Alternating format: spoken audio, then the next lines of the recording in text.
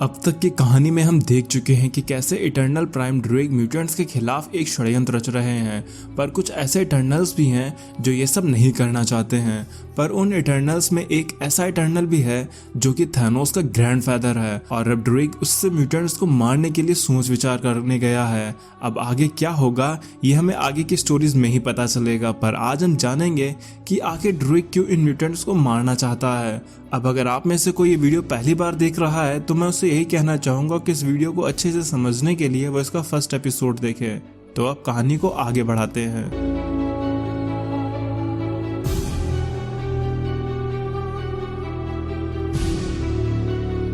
आज दूसरा दिन है और आज का दिन भी काफी सुहाना है। खिली धूप में लोग अपने काम पर व्यस्त हैं। वहीं एक रेस्टोरेंट में टोनी और सर्सी एक दूसरे से बात कर रहे होते हैं।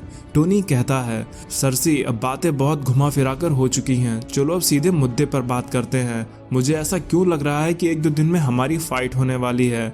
जिस पर सर्सी कहती है, ओ टोनी, क्या तुम्हें ये ठीक नहीं लगता कि तुम एक हसीन लड़की के साथ बैठकर ड्रिंक करते हुए उससे लड़ाई झगड़े वाली बात कर रहे हो? ये तुम्हारा स्टाइल तो बिल्कुल नहीं है। जिस पर टोनी जवाब देता है, तो फिर मुझे सब कुछ साफ साफ बताओ। सर्सी ने कहा, तुमसे लड़ने से बेहतर होगा कि मैं म्यूटेंट से लड़ूं। अरे ये क्या?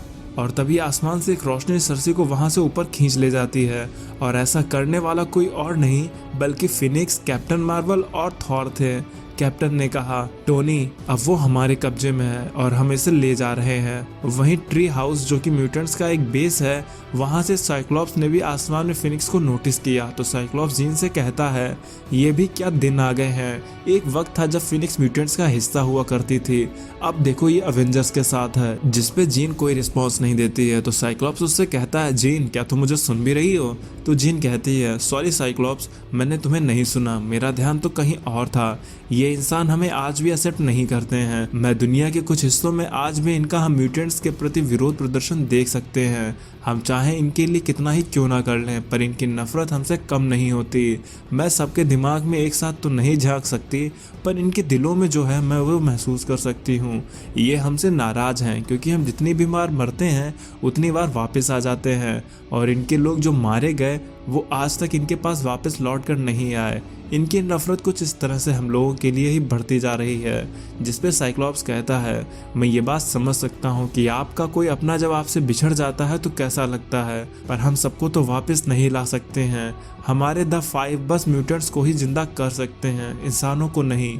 तो गाइज यही बात है जो कि इटर्नल प्राइम ड्रूइग को परेशान कर रही है, क्योंकि आज तक सिर्फ इटर्नल ही ऐसे थे जो मरकर वापस आ सकते थे, पर अब म्यूटेंट्स के पास भी द 5 नाम के 5 म्यूटेंट्स मौजूद हैं जो कि किसी भी म्यूटेंट के मरने के बाद उन्हें वापस से जिंदा कर सकते हैं। और जैसा कि एक जंगल में 2 शेर नहीं हो सकते, उसी तरह से इटर्नल्स इस चीज को पसंद नहीं करते हैं कि उनके अलावा कोई और रेस के पास ये कैपेबिलिटी हो कि वो मरकर वापस आ जाए। इधर क्राकोआ आइलैंड पर, जहाँ की पॉपुलेशन सिर्फ 2 लाख के आसपास है, वहाँ पर नाइट क्रॉलर, डेस्टिनी और मिस्टिक आपस में बात कर रहे होते हैं। मिस्टिक डेस्टिनी से पूछती है कि उसे क्या महसूस हुआ है। गाइस, डेस्टिनी म्यूटेंट्स की एक ऐसी म्यूटेंट है जो कि फ्यूचर के विजन्स देख सकती है। वो बताती है कि उसे कुछ समय से कुछ ऐसे विजन्स दिखाई दे रहे हैं जिसमें उसे लग रहा है कि म्यूटेंट्स और इटर्नल्स की वार हो सकती है।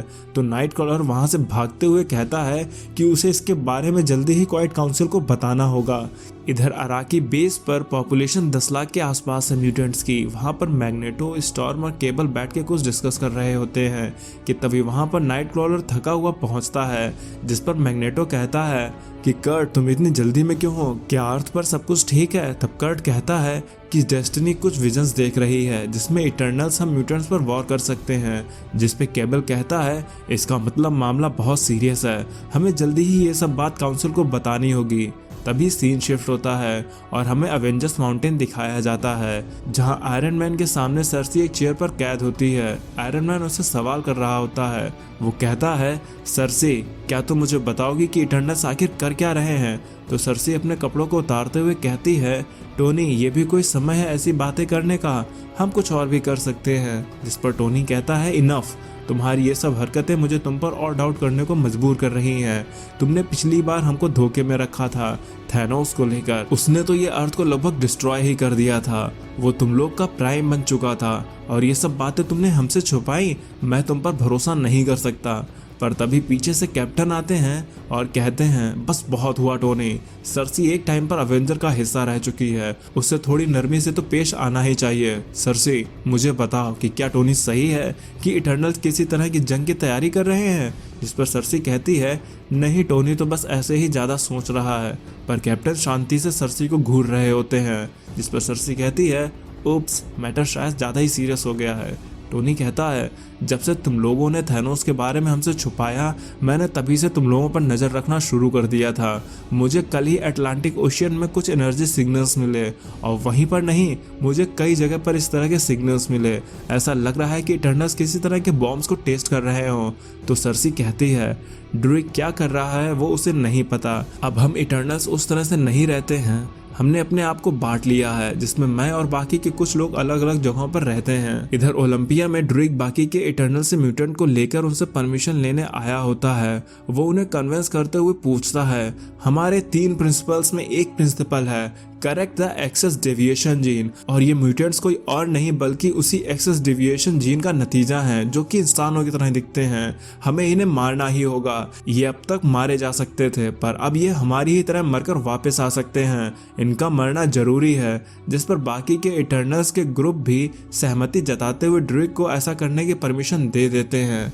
जिसके बाद ड्रूइग यूरोनॉस के पास आता है। वो उससे कहता है आज हम वो करने जा रहे हैं जो तुम कभी नहीं कर पाए। जिस पे यूरोनॉस कहता है और इसके लिए तुम्हें मेरी ज़रूरत है। मैंने सही कहा ना? तो ड्रूइग कहता है तुम्हें 1000 सालों से भी ज्यादा समय के लिए कैद करके रखा गया था, पर मैं तुम्हें एक बार आजाद होने का मौका दे रहा हूँ। मैंने तुम्हारे बारे में काफी कुछ सुन रखा है, इसलिए तुम्हें बस 1 घंटे का समय दिया जा रहा है, जिसके बाद तुम्हें ये मशीन खुद ब खुद यहीं बस जेल में ले आएगी। तब यूरेनस मुस्कुराते हुए कहता है इंसानों को पैदा होने में 9 महीने का समय लगता है और इन म्यूटेंट्स ने मार्स पर भी अपनी बस्ती को कोई 1 दिन में नहीं बसाया होगा, और तुम मुझे बस 1 घंटे का समय दे रहे हो। ये तो मेरे लिए बहुत ज़्यादा समय है। मैं यूरेनस द अनडाइंग उनको दिखाऊंगा कि वो 1 घंटे में क्या कर सकता है। मतलब कि यूरेनस बस 1 घंटे में ही म्यूटेंट्स को मारने वाला है। वहीं हम देखते हैं कि इन सब की प्लानिंग ड्रूइग ने काफ़ी पहले से कर रखी होती है।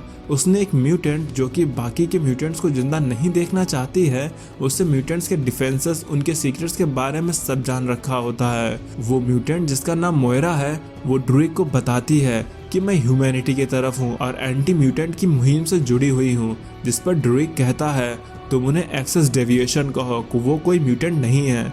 जिस पर मोयरा कहती है उससे कोई फर्क नहीं पड़ता कि हम उन्हें क्या कहकर बुलाते हैं, फर्क इससे पड़ता है कि उनका होना एक सिरदर्दी है।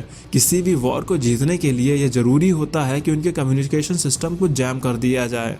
वहीं पर हम देखते हैं कि म्यूटेंट्स के क्वाइट काउंसिल, जिसमें जीन ग्रे, चार्ल्स जेवियर जैसे बड़े बड़े टेलीपैथ हैं, उनको एक तगड़ा झटका लगता है, जिसे इटर्नल्स ने अपने यूनिमाइंड को फॉर्म करके उनको दिया था ताकि ये म्यूटेंट्स टेलीपैथिकली कनेक्ट होकर कम्युनिकेट ना कर पाएं। ये इतना तगड़ा झटका था कि सब टेलीपैथ वहीं पर सुन्न पड़ गए। ड्रूइग मोयरा से कहता है इसके बाद हमें कुछ ऐसे हमले करने होंगे जिससे उन्हें लगे कि उनका टारगेट कुछ और है, पर असल में तो टारगेट हमारा कुछ और ही होगा। मोयरा कहती है हमें उनके टेलीपोर्टेशन गेट को उड़ाना होगा, उनका मार्स से अर्थ के कनेक्शन को ख़त्म करना होगा। ड्रूइग कहता है एग्जैक्टली, मैंने भी ऐसा ही कुछ सोचा था। इधर म्यूटेंट्स इटर्नल के सरप्राइज अटैक से पूरी तरह से हैरान थे। साइक्लॉप्स, वुल्वरीन सबको अपनी अपनी पोजीशन लेने के लिए कहते हैं और अराकी से कांटेक्ट करने को कहते हैं। तो जिन्हें नहीं पता मैं उन्हें बता दूं कि अराकी म्यूटेंट्स का मार्स पर प्लैनेट की कॉलोनी है, जिसे ये लोग मार्स न कहकर अराकी कहते हैं। ड्रूइग मोयरा से कहता है उन्हें लगता है कि हमें कुछ नहीं पता, पर हम उनकी कमजोरी जानते हैं, हम सीधा उनकी उस कमजोरी पर ही हमला करेंगे। इधर वुल्वरीन भागते हुए जा रहा होता है क्योंकि उसे कुछ स्मेल आ रही होती है। वो देखता है कि रास्ते में कुछ म्यूटेंट्स मरे पड़े हैं, लेकिन तभी वुल्वरीन का क्लॉ किसी के सीने में घुस जाता है। तब हमें दिखता है जैक ऑफ नाइफ्स जो कि इटर्नल्स की तरफ से चाकू चलाने में काफी माहिर है। वो कहता है आखिर लोगन ने उसे ढूंढा कैसे? जिस पे लोगन कहता है तुम्हारे चाकुओं पर लगा खून उसे काफी दूर से ही फील हो सकता है। पर जैक ऑफ नाइफ्स अपने चाकुओं से लोगन पर हमला करते हुए कहता है मैं तुमसे इम्प्रेस हुआ, लेकिन मेरे निशाना तुम नहीं हो। और फिर जैक ऑफ नाइफ्स वहां से गायब हो जाता है। लोगन अब समझ चुका था कि ये सब तो बस डिस्ट्रैक्शन था। इटर्नल्स का असल प्लान तो उन द फाइव को मारना है, जिनकी वजह से वो मरकर वापस आ जाते हैं। लोगन तुरंत सभी को ये बात इन्फॉर्म करके द फाइव की प्रोटेक्शन के लिए कहता है। इधर जो भी म्यूटेंट्स मरते जा रहे थे उन्हें द फाइव मिलकर वापस से जिंदा करने में लगे हुए थे।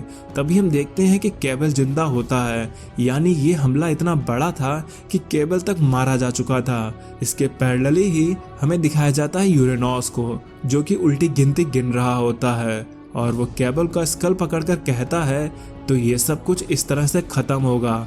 तब हम देखते हैं कि यूरेनॉस ने अराकी को एक ही झटके में तबाह कर दिया था, जहां पर मैग्नेटो का भी स्कल नजर आता है। इसका मतलब यूरेनॉस ने मार्स पे सभी म्यूटेंट्स को एक ही झटके में मार दिया था और अपना मार्स पर म्यूटेंट्स को मारने वाला मिशन पूरा कर लिया था।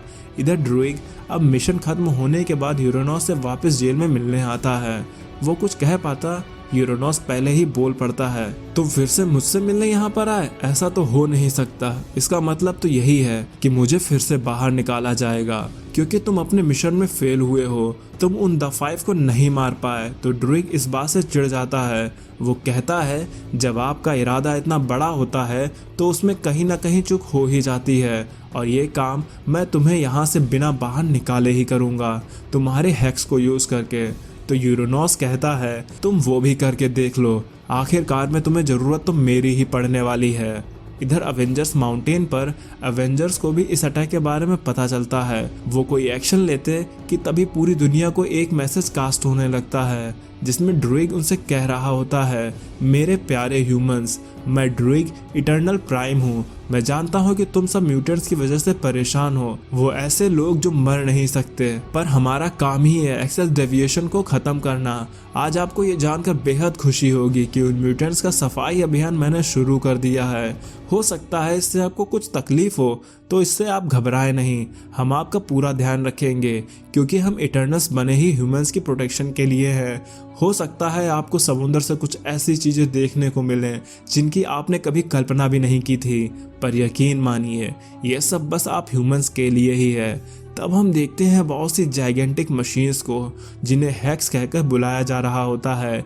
ये मशीन यूरेनॉस द्वारा एक्सेस डेविएशन को खत्म करने के लिए बनाई गई थी, पर इनका प्रयोग वो उस समय पर नहीं कर पाया था, लेकिन ड्रूइग आज उनका इस्तेमाल करेगा। ये सब देखते ही कैप्टन बोलते हैं, अवेंजर्स असेंबल।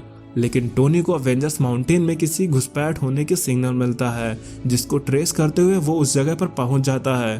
टोनी कहता है, जब पिछली बार तुम लोगों ने इसे हैक किया था तब मैंने इसे अपग्रेड कर दिया, इसलिए यहाँ आने का अपना सही रीजन बताओ। तब हम देखते हैं कि वहाँ पर कोई और नहीं बल्कि एज़ेक और मकारी आए होते हैं। एज़ेक कहती है, तुम जानते ही हो कि हम मारे नहीं जा सकते, तो हमसे लड़ना बेकार ही है। टोनी कहता है, हाँ ये पॉइंट भी सही है, पर फिर भी यहाँ आने का तुम्हारा कोई मकसद तो होगा। जिसपे एज़ेक कहती है, हम सब इटर्नल्स गॉड्स के बनाए रूल से बंधे हुए हैं, इसलिए मुझे सिनिस्टर और तुम्हारी जरूरत है। तो टोनी कहता है, तुम लोग जो कह रहे हो वो सुनने में काफी फैसिनेटिंग लग रहा है कि हम एक गॉड को बनाएंगे, पर मुझे बताओगे कि आखिर हम गॉड को बनाएंगे कैसे? हमारे पास सोर्स ही क्या है? जिस पर एज़ेक कहती है, तुम रिसोर्स की बात कर रहे हो, तुम जरा अपने आसपास देखो, तुम्हें क्या नजर आता है? ये एक गॉड ही तो है जिसे हमें मिलकर बनाना है। तब हमें एज़ेक का मकसद समझ में आता है कि वो आयरन मैन और सिनिस्टर के साथ मिलकर इस सेलेस्टियल को जिंदा करना चाहते हैं, जिसकी मदद से इटर्नल्स पर लागू होने वाले 3 प्रिंसिपल्स खत्म कर सके। क्योंकि अवेंजर्स माउंटेन जिस जगह पर है वो कोई और नहीं बल्कि एक मरा हुआ सेलेस्टियल की बॉडी है। To be continued.